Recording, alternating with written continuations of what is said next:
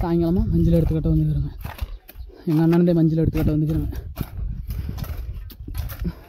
First வந்து ஆளுக்கு 5 கால் பிடிச்சிருந்தேங்க. இப்போ வந்து 5 கால் ஊற்றிட்டு அடுத்தது ஒரு கால் பிடிச்சிட்டேன். பாருங்க, மேஸ்கார் மாமா ஒரு கால் வந்துட்டு போயிட்டுருக்காரு. பாருங்க, கொத்துக்காரன் கொத்திட்டு இருக்கிறாரு. இது வந்து நரம்படின்றதுனால நெட்டை ஒன்றே எடுத்து கட்டுறேங்க.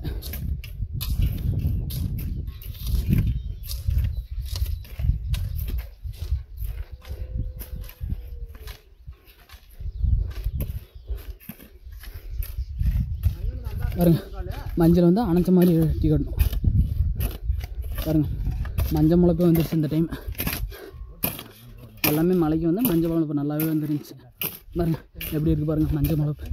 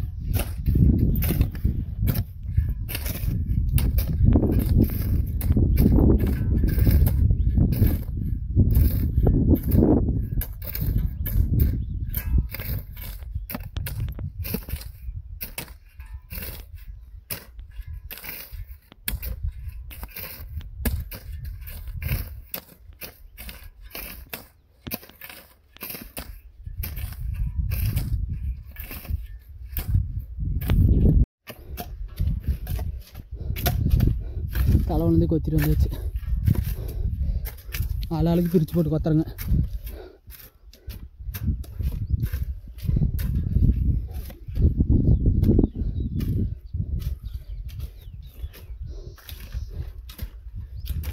மஞ்சள் வந்து நடுவில் வர மாதிரி எடுத்துக்கணும். கையில் ஒன்று மஞ்சள்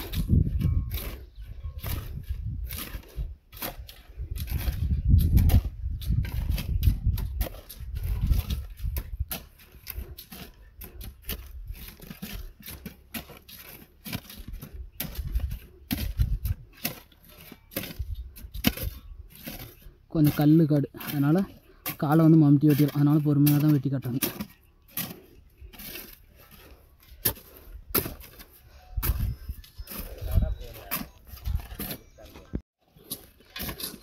பாருங்கள், இன்னும் 3 கால் தான் இருக்குது.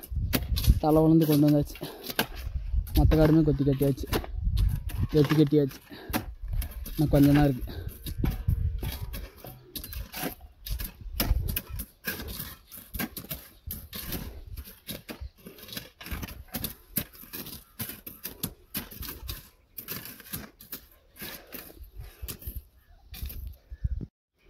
பாருங்கள் மொத்த வயலுமே வெட்டி கட்டியாச்சு. ஒரு வயல் முழுசாக, இன்னொரு வயல் வந்து நெட்டு முடிச்சுக்கிறாங்க.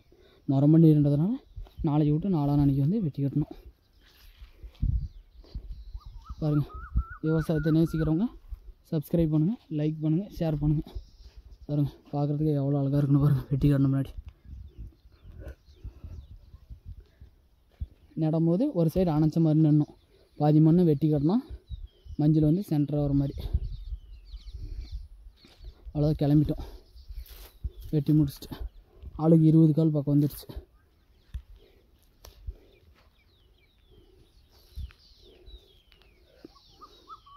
அவ்வளோதான், பொழுது போயிடுச்சு. வெட்டி முடிக்கிறதுக்கும் பொழுது போகிறதுக்கும் கரெக்டாக இருக்குது.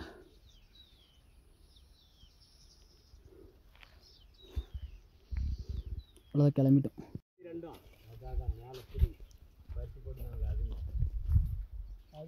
பாருங்க, அதுக்கு மேலே ரொம்ப நிறமுன்றதுனால கல்லக்காய் போட்டுக்கிறாங்க. இது மட்டும் தான் மஞ்சள் போட்டுக்கிறாங்க. வெட்டி கட்டிடுங்க. இன்னும் கீழே நட்டுட்டாங்க. நாளை 2 நாள் கழிச்சு வெட்டி கட்டணும்.